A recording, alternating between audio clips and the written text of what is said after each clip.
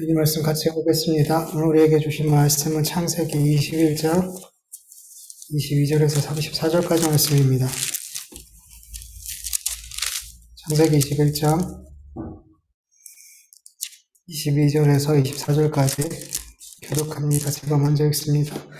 그때 아비멜렉과 그 군대 장관 비굴이 아브라함에게 말하여 이르되 내가 무슨 일을 하든지 하나님이 너와 함께 계시는도다.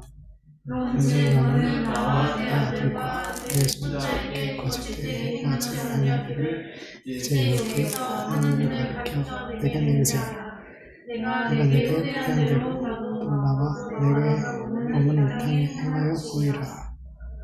아브라함이 이르되 내가 맹세하리라 하고 아비멜렉의 종들이 아브라함의 우물을 빼앗음에 관하여 아브라함이 아비멜렉을 책망하되 아비멜렉이 이르되 누가 그리하였는지 내가 알지 못하였노라. 너도 내게 알리지 아니하였고 나도 듣지 못하였더니 오늘에야 들었노라. 아브라함이 양과 소를 가져다가 아비멜렉에게 주고 두 사람이 서로 언약궤를 세우니라. 아브라함이 7 암양 새끼를 따로 놓으니 아비멜렉이 아브라함에게 이르되 이 7 암양 새끼를 따로 놓으면 어찌냐. 아브라함이 이르되 너는 내 손에서 이 암양 새끼 7을 받아 내가 이 우물을 판 증거를 삼으라 하고 두 사람이 거기서 서로 맹세하였으므로 그곳에 브엘세바가 일어나였더라. 그들이 브엘세바에서 언약을 세우매 아비멜렉과 그 군대 장관 비골은 떠나 블레셋 사람의 땅으로 돌아갔고 아브라함은 브엘세바에 베들레헴을 심고 거기서 영원하신 여호와의 이름을 불렀습니다. 같이 읽습니다. 그가 블레셋 사람의 땅에서 여러 날을 지냈더라. 아멘.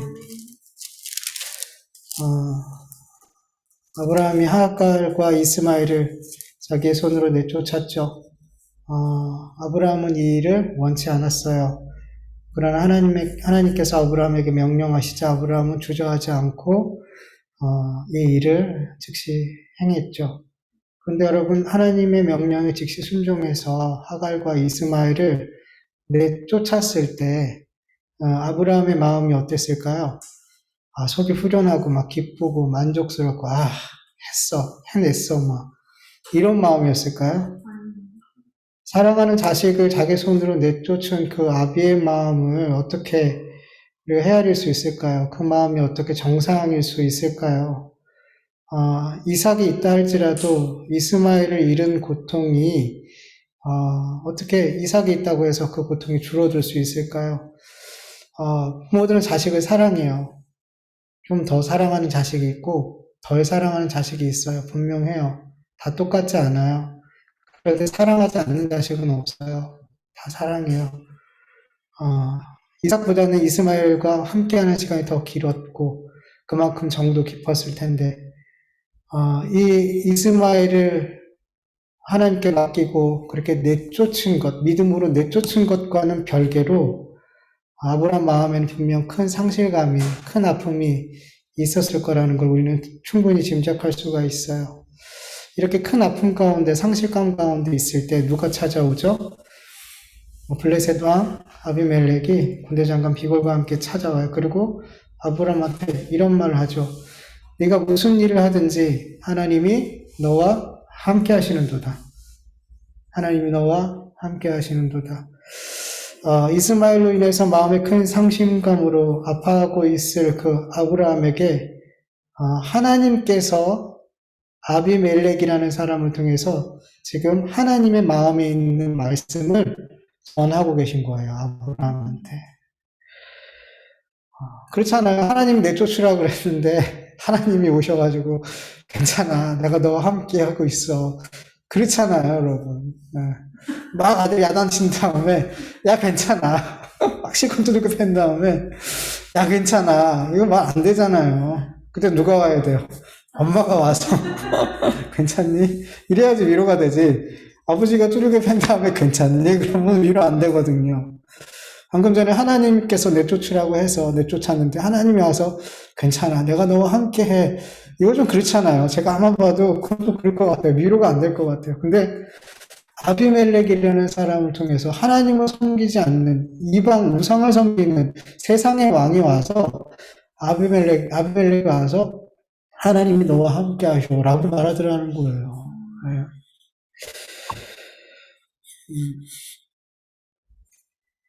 여러분, 우리가 하나님의 말씀에 순종해서 나의 어떤 것을, 너무 소중한 것을 희생하고 내려놓고 헌신하고 그랬을 때, 여러분, 우리의 마음이 어땠어요? 어땠어요, 여러분? 잘 모르겠어요? 난 그래 본 적이 없어서. 하나님 위해서 내 뭔가를, 소중한 것을 내려놓고 포기해보고, 그쵸? 너무 슬프죠?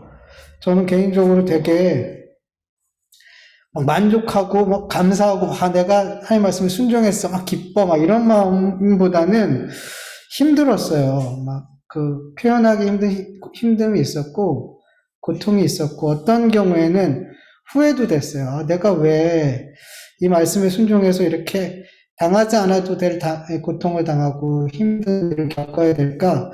차라리 그때 그 말씀 모른 척 할 걸, 그냥 지나갈 걸. 순종하지 말 거. 이런 후회가 들기도 해요. 그런데 여러분, 하나님께서 하나님의 말씀에 순종해서 순종함으로 말미암아 나의 소중한 것들을 내려놓고 포기하고 내가 가고 싶은 길이 아닌 하나님의 말씀의 그 길을 따라서 걸어갈 때 하나님께서 우리에게 이 말씀을 하고 싶은 거예요. 우리한테 내가 너와 함께 한다. 내가 너와 함께 한다. 이 말씀 하나님은 하나님을 위해서 포기하고 내려놓고 하나님이 원하는 그 길을 가는 모든 자들에게 주님은 이 말씀 우리에게 해주시고 계시다는 걸 여러분 믿으시길 축원합니다. 이 말씀이 여러분에게 위로가 되고 힘이 되길 축원합니다. 근데 우리가 기억해야 될 것은 내가 주님을 위해서 뭔가를 헌신하고 내려놓고 희생하고 이러기 전에 여러분, 주님께서 우리를 위해서 먼저 헌신하시고 내려놓으시고 포기하시고 희생하셨다는 것을 우리는 알아야 돼요. 반드시 알아야 돼요. 요한일서 4장 19절에 보면 우리가 사랑하는 것은 그가 먼저 우리를 사랑하셨기 때문이래요. 우리가 하나님을 사랑하고 이웃을 사랑할 수 있는 이유는 하나님이 우리를 먼저 사랑하셨기 때문이래요. 주님께서 나를 먼저 사랑하셨기 때문에 우리는 사랑하는 자가 될 수 있었어요. 주님께서 나에게 먼저 오래 참아주심으로 우리는 누군가를 위해서 참아줄 수 있게 되었고, 주님께서 나를 용서해 주셨기 때문에 내가 누군가를 용서하는 자가 될 수 있었고, 주님께서 나를 위해서 죽으셨기 때문에 나도 누군가를 위해서 죽을 수 있는 사람이 되는 거라는 거예요. 우리가 먼저 하나님 앞에 드림이 될 수 있는 건 아무것도 없어요. 먼저 주님이 우리에게 주셨어요. 네.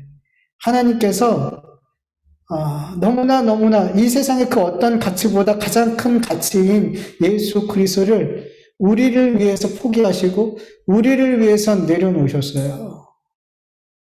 예수 그리스도께서 하나님과 동등됨을 취할 것을 여기지 않으시고 종의 형체를 가지고 이 땅에 오셨어요. 누구를 위해서? 우리를 위해서. 여러분, 항상 우리는 생각해야 돼요. 우리가 하나님을 위해서 뭔가를 한다라고 생각할 때, 우리가 주님을 위해서 이걸 해요, 저걸 해요, 라고 생각하기 전에, 주님이 먼저 날 위해서 이렇게 하셨구나라를 먼저 생각했으면 좋겠어요. 우리는 잘 그렇게 못해요. 내가 주님을 위해서 뭔가 한 거를 자꾸만 세고, 내가 뭘 했지라고만 자꾸만 주님 앞에 이렇게 말하고 싶어 하고, 주님 잘 이렇게 했잖아요. 이렇게 얘기하고 싶잖아요. 그런데 여러분, 우리는 그거를 생각하기 이전에 앞서, 내가 그 일을 했을 땐, 주님이 나를 위해서 먼저 이 일을 해주셨지, 그래서 내가 이렇게 할 수 있는 거지, 라고 나아가야 된단 말이에요. 그렇게 생각이 바뀌어야 된단 말이에요. 그래야만 우리가 누군가를 사랑하게 될 때, 이 사랑은 누구 때문에 사랑하게 된 거예요? 주님 때문에. 누군가를 용서해도 이게 내 안에서 나온 용서가 아닌, 내가 용서받았음으로 말미암아 할 수 있는 용서의 삶이라는 거예요. 그래서 결국에는 내가 하나님을 위해서 막 다 내려놓고 순종하고 그래도 결국엔 우리가 할 수 있는 게 뭐예요? 하나님 감사합니다. 용서한 다음에 하나님 나를 이렇게 용서해 주셔서 감사합니다. 그렇게 가게 되는 거예요, 여러분. 근데 이걸 잊어버리면 내가 하나님 앞에 한 모든 헌신과 수고와 희생을 자꾸만 세요. 하나님 저 이거 했어요. 하나님 저 요거 했어요. 그러니 뭐예요? 하나님 저 기도 들어주셔야죠. 제가 원하는 이 소원들 좀 들어주셔야죠.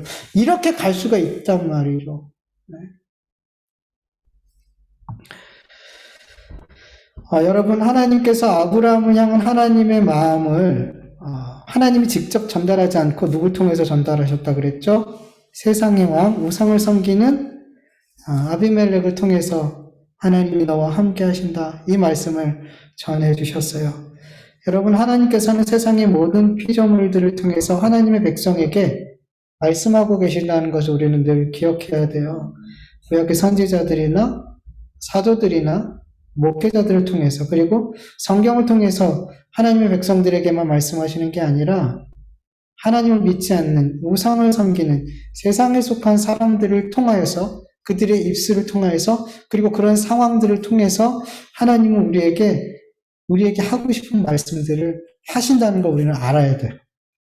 여러분, 우리가 만약 하나님께서 이 세상의 모든 피조물들을 도구로 사용하시사 나에게 말씀하고 계시다라는 것을 분명히 알고 믿는다면, 여러분, 이 예배 시간뿐만 아니라 우리의 삶의 터전, 여러분, 사실 우리가 예배하는 시간은 너무 짧아요. 우리의 일주일의 시간과 비교해보면 우리가 하나님 앞에 예배하는 시간은 사실은 너무너무 짧은 시간이란 말이죠.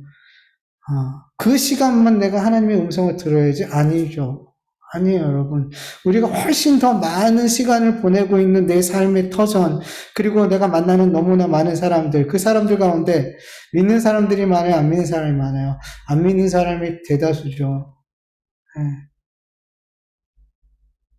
그 터전과 많은 시간을 보낼 그 삶의 터전과 많은 사람을 만나는 그 믿지 않는 많은 사람들, 그 사람들 가운데 하나님께서 나를 사랑하고 계시고, 나를 지키고 계시고, 나를 위로하고 계시고, 나를 권면하고 계시고, 때로는 나를 책망하고 계시는 그 하나님의 음성을 여러분 들을 수 있기를 간절히 축원합니다. 여러분, 오늘 우리가 이 예배 자리에 오기 전까지 하나님께서 우리에게 말씀하셨어요. 들으셨나요? 못 들으셨나요? 저는 이 말씀을 준비하니까 하나님 먼저 물어보시니까 너는 뭘 들었니? 제가 뭘 들었을까요, 하나님? 근데 들었어요. 들었어요. 근데 그게 사람의 소리로 들었었어요. 근데 이 말씀을 주님의 무릎 앞에 그게 주님이 나에게 말씀하시는 거였구나라고 깨달아졌어요. 의식하니까. 주님이 나에게 말씀하고 계시는구나라고 의식하게 되니까 누군가 나에게 말한 그 말이 이게 그 사람의 감정을 나에게 얘기한 게 아니라 내가 누군가를 바라볼 때 이 사람의 마음으로 내가 저 사람을 바라봐야 되겠구나라는 마음이 들게 되더라고요. 그러니까 우리가 너무 세상의 것들에 집중해 있으니까 하나님이 우리에게 계속 말씀하고 계시는데, 여러 상황과 사람을 통해서 말씀하고 계시는데 안 들리는 거예요. 그게 저도 그런 거예요. 안 들리는 거예요. 근데 의식하니까 하나님이 나에게 뭐라고 말씀하고 계시나 그걸 계속 생각해보고 사람들과의 대화 가운데 그 말들을 되짚어보고, 근데 그 말씀 속에 하나님이 지금 나에게 필요한 말씀을 하고 계셨구나라는 것들이 깨달아지는 부분들이 있더라는 거예요. 하나님은 여러분들이 이 예배의 자리에 오시기 전에 분명히 여러분에게 말씀하셨어요. 근데 들어요, 못 들어요? 못 들어요. 왜 못 들었을까요? 내가 지금 하나님과 이렇게 그 상황과 사람들 속에서도 내가 하나님과 가운데 내가 하나님 안에 있었다면 그 대화와 상황 속에서 하나님이 저 사람을 통해서 이 상황을 통해서 나에게 뭘 말씀하실까? 라고 우리 마음 가운데 그 마음이 있었다면 우리는 들었을지 몰라요. 근데 그게 다 배제되어져 있고 그 사람과 그 상황만 보이니까 안 들리더라는 거죠. 여러분, 모든 상황 속에서 주님 앞에 정말 주님께 예민한 자가 되길 간절히 축원합니다. 그러면 우리는 정말 매 순간순간 하나님이 나에게 말씀하고 계신, 정말 이렇게까지도 하나님이 나에게 말씀하고 계시는구나 라고 깨닫게 되고, 하나님과 더 깊은 교제, 꼭 무릎 꿇지 않아도, 꼭 말씀 붙들지 않아도, 꼭 예배의 자리에 아니더라도 하나님께서 나에게 말씀하시는 그 사랑의 음성을, 그 권면의 음성을, 그 강권하심을 들을 수 있게 될 줄 믿습니다. 오늘 본문 말씀을 보면요, 하나님은 참 다양한 모습으로 하나님을 믿지 않는 사람들에게 하나님의 살아계심을 드러내시고, 그 하나님을 믿고 계시는, 그 하나님을 믿고 있는 자들과 하나님이 함께하고 계심을 이렇게 드러내신다는 것을 볼 수 있어요. 여러분, 구약의 말씀을 보면 하나님께서 하나님을 믿는 자들에게 세상 사람들이 복이라고 여기는 것들을 이렇게 막 부어주심으로 하나님이 생사화복을 주장하시고 하나님이 살아계심과 그리고 그 하나님을 믿는 자들과 하나님이 동행하시고 함께 하신다는 것을 이렇게 나타내 주세요. 이렇게 보여지게. 우리 창세기 26장을 보면은 이삭이 흉년으로 말미암아 애굽으로 또 가려고 했어요. 근데 하나님이 가지 말라고 막으시고 그래서 이 블레셋 땅에 머물게 된단 말이죠. 그때 아비멜렉이 있는 그랄 땅에 머물게 되는데 거기서 농사를 지었어요. 유목민이잖아요. 유목민인데 농사를 지을 수밖에 없는 상황이 됐어요. 근데 농사를 지었는데 그 해에 몇 배를 얻었을까요? 100배를 얻었대요. 100배를. 가뭄에 100배를 얻었대요. 농사에 익숙하지 않은 유목민이 농사를 지어서 100배를 결실 얻을 수 있는 건 누가 복 주셨기 때문이죠? 하나님이 복을 주셨기 때문에 이렇게 100배를 거두어 드렸대요. 창세기 26장 13절에서 14절을 보면 그 사람이 창대하고 왕성하여 마침내 거부가 되어 양과 소떼를 이루고 종이 심이 많으고 블레셋 사람들이 그를 시기하여 라고 기록하고 있어요. 블레셋 사람들이 시기를 받을 만큼 하나님께 큰 복을 받은 이삭은 결국엔 아비멜렉에 의해서 쫓겨나서 브엘세바로 가게 되죠. 그 이후에 아비멜렉이 브엘세바에 있는 이삭을 찾아와서 언약을 맺자 그래요. 그러면서 뭐라고 얘기하냐면 창세기 26장 28절에 여호와께서 너와 함께 계심을 우리가 분명히 보았으므로 우리 사이 곧 우리와 너 사이에 맹세하여 너와 계약을 맺으리라 말하였더라. 아비멜렉은 이삭에게 상상할 수도 없는 복을 주신 그 하나님을 경험함을 통해서 살아계신 하나님을 보았고 그 하나님이 누구와 함께 하심? 이삭과 함께 하심을 경험했어요. 봤어요. 그래서 얘랑은 잘 지내야겠다. 그리고 이렇게 계약을 맺죠.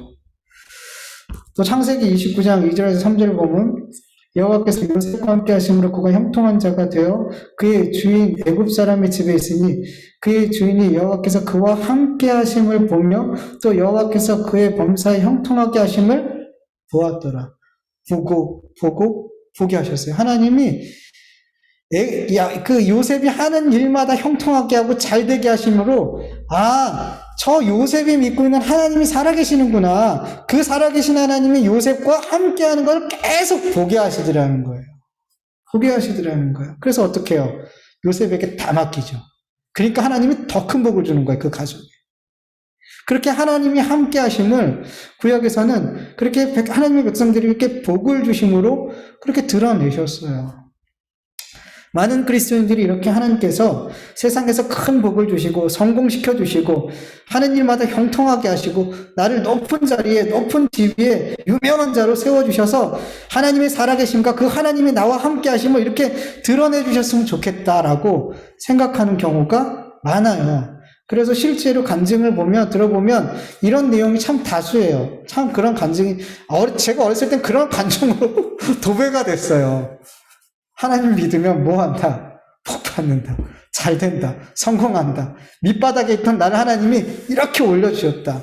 그러면 자꾸만 고지론으로 가게 만들어요. 그 꼭대기에서 하나님께 영광 돌려야 돼. 그렇게 많이 갔어요. 여러분 구약시대나 지금 교회시대에 분명히 하나님은 이런 방법을 통해서 하나님을 믿지 않는 세상에 속한 사람들에게 하나님의 살아계심과 그리고 그 하나님이 하나님을 믿는 자들과 함께 하심을 지금도 드러내실까 안 내실까요? 그런 방법으로도 드러내신단 말이죠. 지금은 아니야. 절대 그렇지 않아. 이건 아니에요.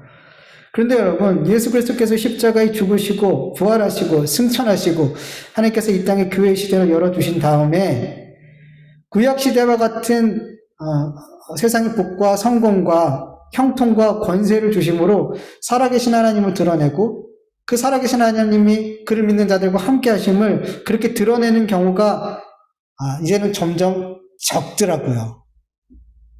그리고 어떻게 드러내시냐면 예수 그리스도의 제자의 삶을 살고 복음을 따라 사는 그 그리스도인들의 믿음의 삶을 통해서 하나님께서는 하나님의 살아계심을 드러내고 그리고 그와 함께 하심을 드러내더라는 거예요. 이제 실체가 왔잖아요. 예수 그리스도라는 복의 실체가 왔잖아요. 그래서 이 예수 그리스도라는 이 복을 따르는 자들에게 진짜 복이 뭔지를 드러내게 하시더라는 거죠. 예수 그리스도가 오심으로 말미암아 구약의 방법은 뭐가 되냐면 그림자가 되는 거예요. 실체가 오기 전까지 구약의 복은 그림자였단 말이죠. 근데 하나님은 이 세상에 그 그림자도 보여주신단 말이에요. 그림자로 희미하게 하나님이 어떤 분인지 보여주신단 말이에요. 근데 결국엔 하나님께서 세상에게 보여주길 원하는 건 그림자의 실체예요. 실체라는 거예요. 실체라는 거예요. 요한복음 14장 9절에서 11절을 보면 예수님께서 하나님 아버지를 보여달라는 빌립에게 이렇게 말씀하시죠. 예수께서 이르시되 빌립아 내가 이렇게 오래 너희와 함께 있을 때 내가 나를 알지 못하느냐? 나를 본 자는 아버지를 보았거늘 어찌하여 아버지를 보이라 하느냐? 내가 아버지 안에 거하고 아버지는 내 안에 계신 것을 내가 믿지 아니하느냐? 내가 너희에게 이르는 말은 스스로 하는 것이 아니라 아버지께서 내 안에 계셔서 그 일을 하시는 것이야. 내가 아버지 안에 거하고 아버지께서 내 안에 계심을 믿으라. 그렇지 못하겠거든 행하는 그 일로 말미암아 나를 믿으라. 아멘. 여러분, 예수 그리스도의 삶을 통해서 그 행하시는 일을 통해서 누굴 볼 수 있대요?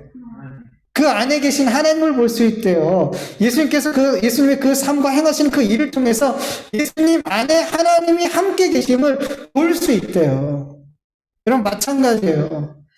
우리 그리스도인들이 예수 그리스도를 따르는 그 제자의 삶을, 복음을 따르는 삶을 살아갈 때 세상 사람들이 우리 그리스도인들의 삶 속에서 누구를 보게 돼요? 예수님을 보는 거죠. 예수님을 보게 되는 거예요. 예수님이 나와 함께 하심을 보게 되는 거예요. 여러분, 예수님 분명 제자들에게 약속하셨잖아요. 세상 끝날까지 너희와 항상 함께 있으리라고 주님 말씀하셨잖아요. 아니, 약속하셨잖아요. 누구에게? 예수님을 따르는 제자의 삶은 제자들에게 세상 끝날까지 내가 너와 함께 할 거야. 너희와 함께 할 거야. 그렇다면 우리 제자들의 삶에 예수 그리스도의 함께 하심의 그 삶이 나타나요, 안 나타나요? 나타나요. 나타난단 말이에요. 왜? 주님이 약속하셨으니까. 여러분의 삶에 지금 예수님이 함께 계세요, 안 계세요? 계세요. 약속하셨으니까. 내가 예수님을 믿고 예수 그리스도 제자의 삶을 살고 그 삶을 위해 발버둥치고 복음의 삶을 살게 발버둥치고 있다면 내 안에 성령님이 계시고 예수 그리스도가 나와 함께 하신단 말이에요.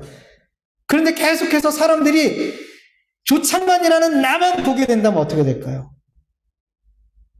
나만 보여요, 사람들이. 나만 나타나요. 그럼 무엇을 반증하는 거예요? 내 안에 예수 그리스도가 안 계신 거예요.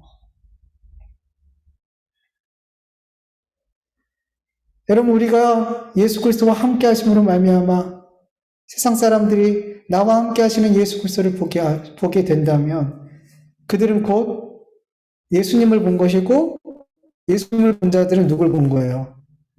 하나님을 본 거예요. 결국엔 우리를 통해서 하나님이 드러나시고 그들은 하나님을 보게 되는 거예요. 이렇게 교회 시대는 우리 그리스도인들의 그 제자의 삶, 복음의 삶을 통해서 하나님은 하나님의 살아계심을 드러내시고 하나님께서 우리와 함께 하심을 드러내신단 말이죠. 만약에 지금 이 교회 시대에 살고 있는데도 불구하고 구약적인 방법을 통해서 내 삶에 살아계신 하나님이 드러나고 하나님이 나와 함께 계심을 이렇게 드러내 주셨으면 좋겠다라는 이런 생각을 하고 있는 건 여러분 정말 솔직하게 생각해 보세요. 정말 하나님을 드러내기 위함이에요? 아니에요, 여러분. 나를 드러내기 위함이에요. 내 행복을 위해서예요. 속이지 마세요. 구약적인 분명히 실체를 드러내는 방법을 우리에게 주셨음에도 불구하고 구약적인 그림자로 세상의 주님을 드러내고 싶다는 그거는 내 욕심이에요. 하나님을 이용하는 거예요. 그냥 내가 잘 되고 싶은 거고 하나님을 이용해서 내가 행복하고 싶은 거고 세상에 나를 드러내고 싶은 것뿐인 거예요. 여러분 그거예요. 그냥 그거예요. 아무리 멋진 말로 둘러대도 그거예요. 그리고 오늘 본문 말씀을 보면 하나님 참 놀라운 방법으로 하나님의 살아계심과 그를 믿는 백성들과 함께 계심을 드러내세요. 여러분 하나님께서는 그의 백성들이 저지른 죄와 허물과 악한 행실과 어떤 넘어짐을 통해서 하나님은 하나님의 살아계심과 그의 백성과 함께 하심을 드러내실 때도 있더라는 거죠. 여러분 오늘 본문 22절 말씀을 보면 블레셋 왕 아비멜렉이 아브라함에게 찾아와서 이렇게 말하잖아요. 내가 무슨 일을 하든지 하나님이 너와 함께 계시도다. 아비멜렉은 하나님께서 아브라함과 함께 하심을 경험했어요, 안 했어요? 했어요. 그런데 아비멜렉이 어떤 상황에서 하나님께서 아브라함과 함께 계심을 분명하게 경험하게 됐을까요? 하나님께서 아브라함에게 큰 복을 주심으로 말미암아 그걸 보고 이삭처럼 와, 너의 하나님이 너와 함께 하시는구나. 무슨 일을 하든 함께 하시는구나. 이렇게 깨닫게 됐을까요? 아니더라는 거예요. 그게 아니더라는 거예요. 오히려 반대예요. 아브라함이 행한 그 이기적인 이 거짓말, 악한 행동을 통해서 하나님께서 아브라함과 함께 계심을 경험했어요. 자기 혼자 살겠다고 아브라함은 사라를 누이로 속이는 너무나 이기적인 악한 거짓말을 했어요. 그리고 이 거짓말을 속은 아비멜렉은 온전하고 깨끗한 마음과 깨끗한 손으로 사라를 자기 아내로 맞이했잖아요. 그런데 죽을 뻔했어요. 하나님께 죽을 뻔했어요. 그리고 사라를 돌려줬잖아요. 그런데도 불구하고 하나님은 아비멜렉의 집에 저주를 내리셔서 모든 여자의 태를 닫아버리셨어요. 아브라함이 와서 기도해 줄 때까지 하나님께서 그 닫은 태를 안 열어주셨어요. 여러분 누가 가해자예요? 아브라함이 가해자죠. 가해자예요. 사기친 거란 말이에요. 아비멜렉은 피해자예요. 그런데 하나님께서 일방적으로 가해자인 아브라함의 편에 서셨어요. 그리고 그를 보호하셨어요.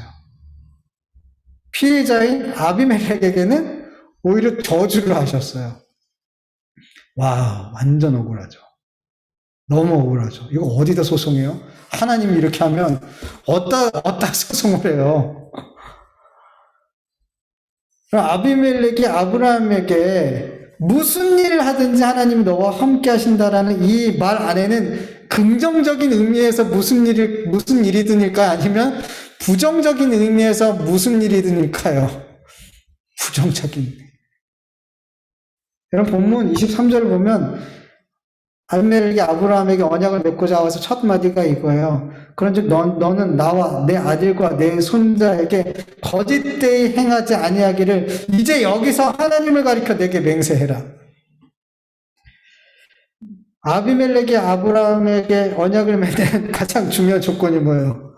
너 거짓말하지 마.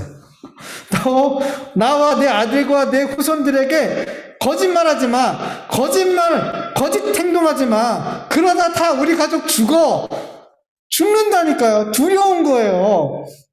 거짓말 좀 하지 마, 제발. 거짓말도 하나님이 너의 편에 서서 우리를 저주하시는 걸 내가 경험했거든. 그러니까 제발 우리 좀 살려줘. 우리한테 거짓되이 행하지 마. 아비멜렉은 하나님의 살아계심을 긍정적인 면에서 경험한 게 아니에요. 믿음의 사람 아브라함의 아주 부정적인 면을 통해서 하나님을 겪었어요.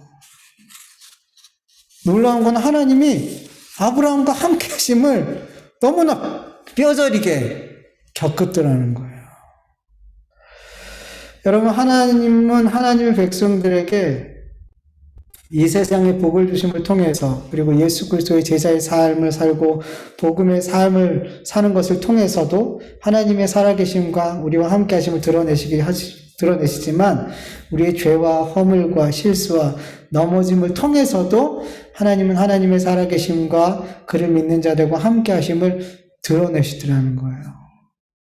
여러분, 하나님의 백성들이 죄를 짓고 허물과 실수를 보이고 좌우로 넘어지고, 그런데 여러분, 하나님이 세상 편을 안 들더라는 거예요.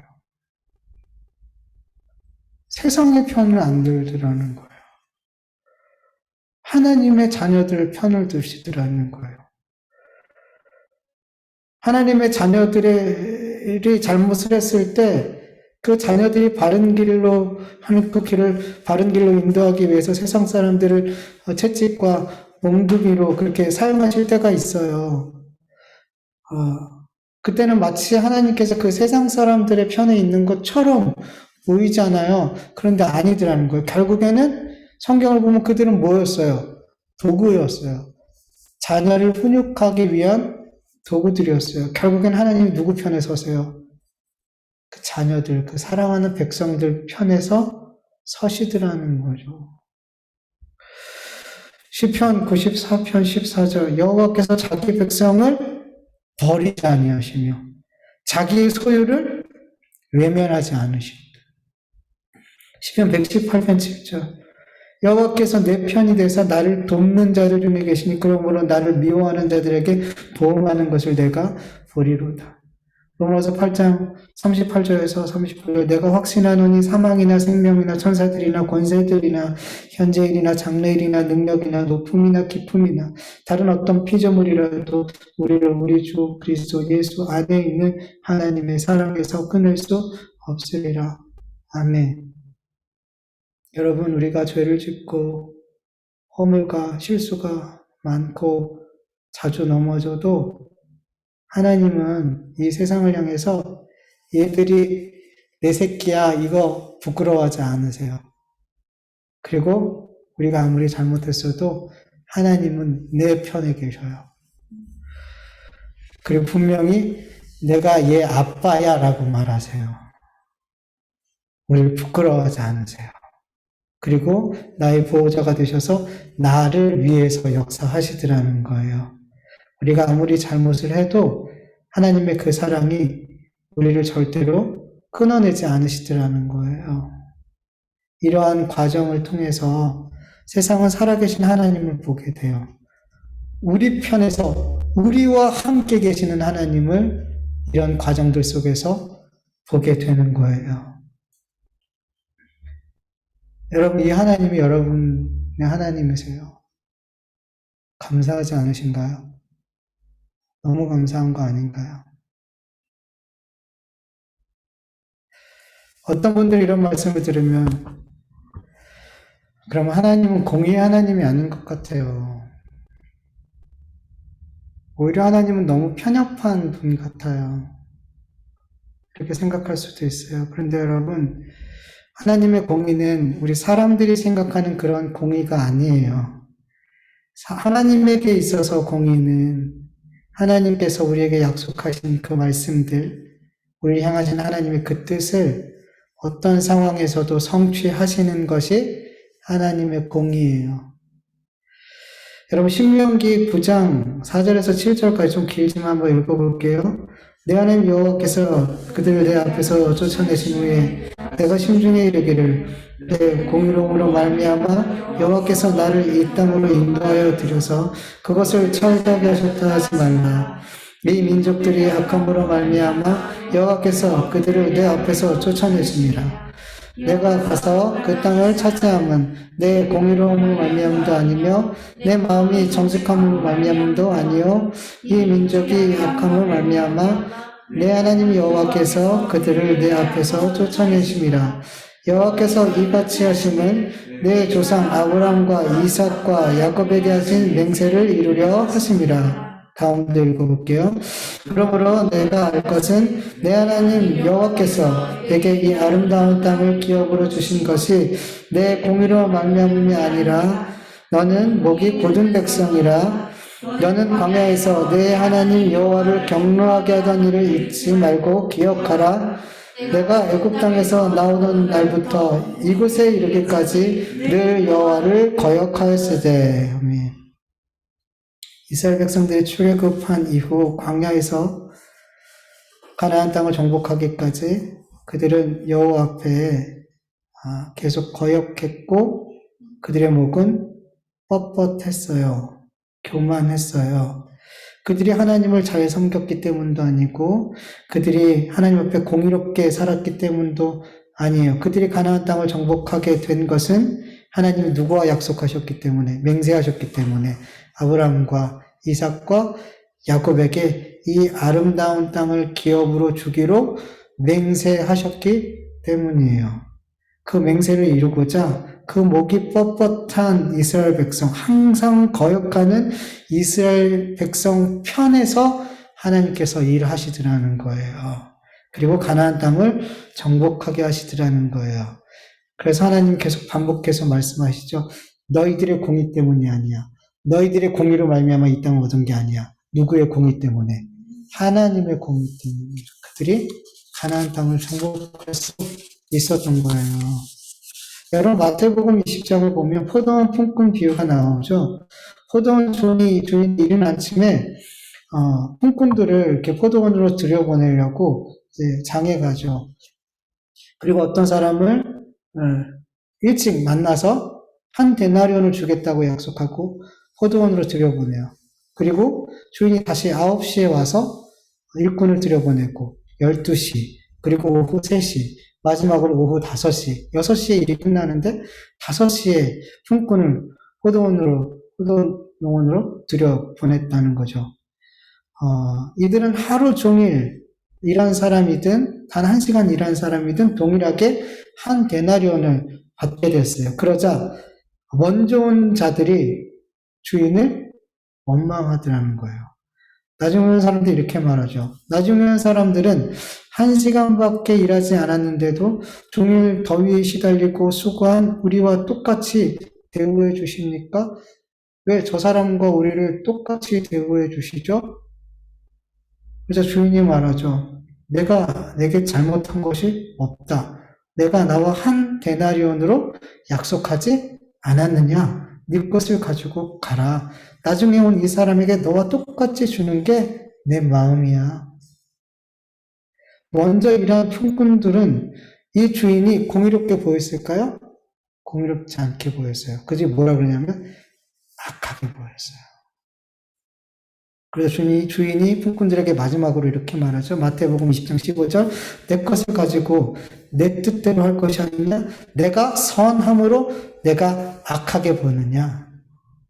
여러분 하나님의 공의는 하나님께서 약속하신 것, 하나님의 뜻하신 것을 성취하는 게 하나님의 공의예요. 그리고 이게 선이에요. 그럼 이 하나님의 공의를 사람의 잣대를 가지고 이해하려 그러면 하나님은 절대로 공의롭게 보여요, 안 보여요? 안 보여요. 하나님은 선하게 보이지 않아요. 그런데 여러분 만약에 하나님께서 사람들이 말하는 그 공의의 잣대로 우리를 보신다면, 사람들이 말하는 그 선이라는 개념의 그 잣대로 우리를 보신다면 우리 가운데 구원받을 수 있는 사람이 있을까요, 없을까요? 없어요. 아무도 구원 못 받아요. 하나님께서 우리가 행한 대로 갚으신다면 우리 가운데 그 거룩하신 하나님 앞에 의롭다, 선하다 여김을 받을 수 있겠냔 말이에요. 우리 가운데 하나님께서 행하시는 대로 갚으셨다면 이스라엘 백성들이 가나안 땅을 차지할 수 있었겠냔 말이죠. 사람들이 말하는 공의가 아닌 여호와 하나님의 공의 때문에 우리는 구원받을 수 있는 거란 말이에요.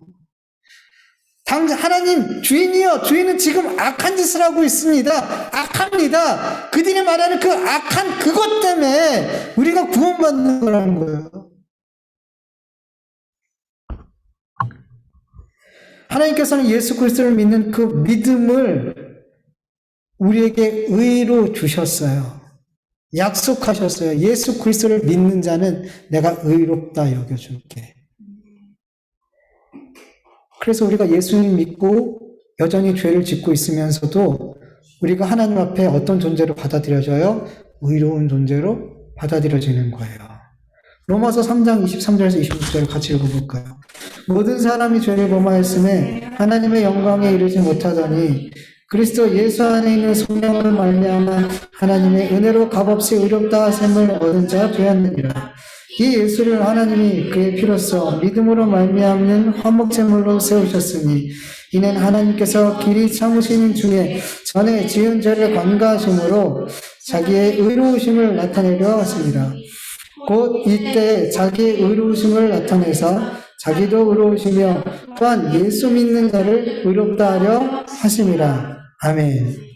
예수 그리스도를 믿음으로 말미암아 하나님께서는 우리의 모든 죄를 간과해 주시고 우리를 의롭다 여겨 주셨어요. 하나님의 약속과 그 뜻이 반드시 성취되는 그 하나님의 공의 때문에 우리는 구원받게 된 줄로 믿습니다. 네. 그리고 어떤 사람들은 이렇게 말할 수도 있어요. 내가 무슨 짓을 해도 하나님이 내 편이시니까, 나를 위해서 역사해 주시니까 막 살아도 되겠다. 막 죄를 짓고 좌우로 막 치우치고 이렇게 살아도 괜찮을 것 같아. 여러분, 이렇게 생각하는 건, 이렇게 생각하라고 이런 말씀을 전하는 게 절대로 아니에요. 이건 마치 죄가 더한 곳에 은혜가 더욱 넘쳤다라는 이 바울의 말을, 로마서의 이 말씀을, 그래? 은혜를 더 받기 위해서라면 죄를 져야겠네? 이렇게 해석하는 것과 똑같은 거예요. 근데 성경은 그럴 수 없느니라라고 말씀하시잖아요. 여러분, 제가 이런 말씀을 이렇게 풀어서 전하는 이유는 이거예요. 우리와의 죄와 허물과 실수와 악함을 통해서도 하나님은 하나님의 살아계심을 드러내실 수 있는 분이라는 거예요. 우리가 막 하나님의 영광을 위해서 뭔가를 막 이렇게 멋지게 뭔가를 해내야지만 하나님의 살아계심이 드러나는 게 아니라 하나님은 스스로 영광스러운 분이세요. 스스로 얼마든지 하나님의 영광을 드러낼 수 있어요. 뭘 통해서도. 그의 백성들의 넘어짐을 통해서도, 그들의 죄를 통해서도 하나님은 하나님의 영광을 드러내시는 분이라는 거예요. 이걸 알라는 거예요, 여러분. 내가 뭘 해야지 하나님께 내가 영광 돌리는 삶이 이것저것 해야지 하나님께서 영광 받으신다. 아니에요. 바벨론의 포로로 다 끌려가도 하나님은 거기서 하나님의 영광을 홀로 드러내세요. 다 망해도 그곳에서 하나님은 영광을 드러내시라는 거예요. 그게 하나님이세요. 그런 하나님을 보라는 거예요, 여러분. 그리고 이 목이 뻣뻣한 이스라엘 같은 나를 하나님의 나라로 인도해 가시는 그 하나님의 공의로우심을 보라는 거예요. 우리의 죄와 허물과 실수와 악함에도 불구하고 우리를 용서하시고 세상 사람들의 편에 서지 않고 항상 우리 편에 서서 우리의 아버지 되는 것을 부끄러워하지 않고 내 손 꼭 붙잡고 계시는 그 하나님의 은혜와 사랑을 좀 보라는 거예요. 이 하나님을 우리가 만나고 이 하나님을 보는데, 경험하는데 어떻게 그럼 막 살아도 되겠네 이렇게 갈 수 있냔 말이죠. 절대로 그렇게 못해요. 그렇게 등 떠밀어도 그런 삶을 못 산단 말이죠. 여러분, 우리가 살면서 하나님 앞에 범죄하고 좌우로 치우치고 죄악과 연약함에 막 넘어지고, 여러분 그렇게 살 수 있어요. 그럴 수도 있어요. 그런데 여러분, 그것 때문에 하나님이 내 삶을 통해서 영광 못 받으실 거다라고 착각하지 마세요. 하나님 그 상황 속에서도 하나님의 영광을 챙기세요. 그리고 한 가지 기억할 것은 그럼에도 불구하고 하나님은 내 편에서 떠나지 않으세요. 그게 하나님의 공의예요. 여러분, 하나님의 공의는 막 무서울 것 같잖아요. 공의의 하나님, 막 무서울 것 같잖아요. 아니에요. 그 하나님의 공의 때문에 우리가 사는 거예요. 그 하나님을 여러분 자꾸 만나세요. 자꾸 하나님을 이 글로만 읽는, 귀로만 듣고 눈으로 읽고 끝나는 게 아니라 공의의 하나님, 그 하나님이 내 삶에 경험되어지고 사랑의 하나님, 그 삶이 내 삶으로 경험되어지고 자꾸만 여러분의 삶 속에서 하나님의 말씀이 실제로 경험되어지길 간절히 축원합니다. 그러면 여러분, 우리는 정말 하나님을 더욱 사랑하는 자가 될 수밖에 없어요. 그런 은혜를 우리에게 주시기를 간절히 축원합니다. 같은 말씀을 기억하면서 잠깐 기도하죠.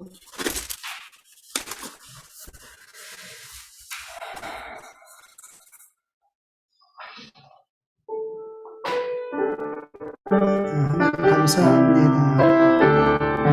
이렇게 예배할 수 있고 은혜를 주셔서 감사합니다. 하나님께서 저를 위해서 쓰시자. 이곳에 서서 저에게 말씀을 주신 자, 저는 이곳에서 말씀을 선포할 수 없습니다. 주님, 이곳에서 저를 참석케 하지 않으면 저는 참석했습니다. 주님, 우리 모두 다 하나님께서 이곳에 인도해 주시지 않으면 우리를 예배의 자리에 앉혀주시지 않으면 우리는 이곳에 한 사람도 올 수 없음을 아버지 다시 한번 고백합니다. 하나님께서 우리를 이곳에 부르셨습니다. 아버지, 분명한 아버지 부르심의 이유가 있는 줄 믿습니다. 아버지, 오늘도 우리의 찬송 가운데 우리에게 말씀해 주시고 우리의 드린 기도 가운데 우리에게 말씀해 주시고 우리에게 들려주신 말씀을 통해서 우리에게 하나님의 말씀을, 하나님의 뜻을, 하나님의 계획을, 하나님의 그 사랑하심과 그 인자하심과 오래 참아주심과 그 자비하심을 우리에게 보여주시옵소서. 아버지 하나님, 오늘도 거저왔다가 마당만 밟고 돌아가지 않게 하여 주시고 아버지 하나님의 음성을 듣길 원합니다. 아버지 하나님의 마음을 받길 원합니다. 더 나아가서 내 삶에 들려진 이 하나님의 말씀들이 경험되어지길 원합니다. 단순히 하나님 말씀을 듣고 아버지 하나님 이해하고 머리로 아는 것으로 지식으로 끝나지 않게 하여 주시고 이 들려진 말씀들이 내 삶에 경험되어지고 체험되어지고 그래서 더욱더 그 하나님의 자비하심을, 하나님의 사랑하심을, 하나님의 용서하심을, 하나님이 나의 편 되어주심을, 하나님이 우리 아버지 되심을 내 삶을 통해서 좀 더 구체적으로 경험함으로 이 땅이 아닌 하나님을 바라보며 살아갈 수 있는 우리의 삶으로 변화시켜 주시옵시기를 아버지 간절히 원하오니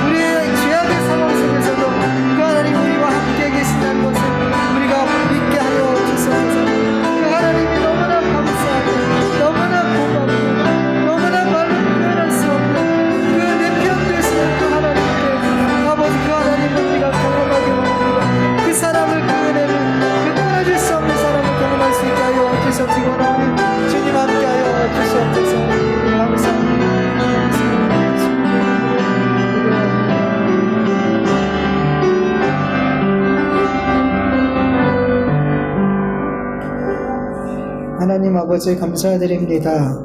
오늘도 하나님 앞에 기도와 찬송과 예배로 영광 올려드리게 하여 주심을 감사드립니다.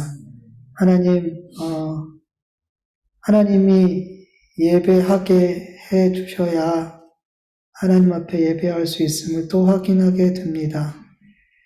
제가 말씀을 전하고 싶든 전하고 싶지 않든 하나님께서 이 자리에 세워주셔야지 저는 말씀을 전할 수 있고, 하나님께서 뜻하시지 않으면 아무리 제가 원해도 저는 이 자리에 설 수 없습니다. 우리 온 성도들도 마찬가지인 줄 믿습니다. 예배의 주가 우리가 아니라는 것을 우리가 분명히 깨닫게 하여 주시옵소서. 그래서 매 예배 드릴 때마다 이 예배에 우리를 인도하신, 내가 온 것이 아닌 우리를 끌고 오신 그 하나님께 감사할 수 있게 하여 주시옵소서. 그리고 전심으로 예배할 수 있게 도와주시옵소서.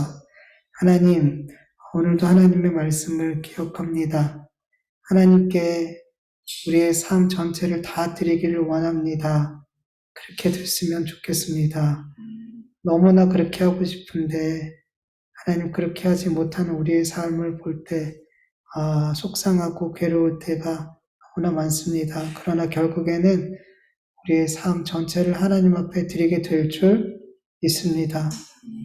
그때 우리가 하나님, 제가 이렇게 제 모든 것을 하나님 앞에 드렸어요 라고 말하지 않고, 하나님이 나를 위해서 하나님의 모든 것을 저에게 주셨네요 라고 고백할 수 있는 우리가 되게 하여 주시옵소서. 하나님 아버지, 하나님은 우리가 하나님 앞에 뭔가를 멋지게 올려드려야만 영광을 받으시는 분이 아니라는 것을 오늘 말씀을 통해서 확인합니다.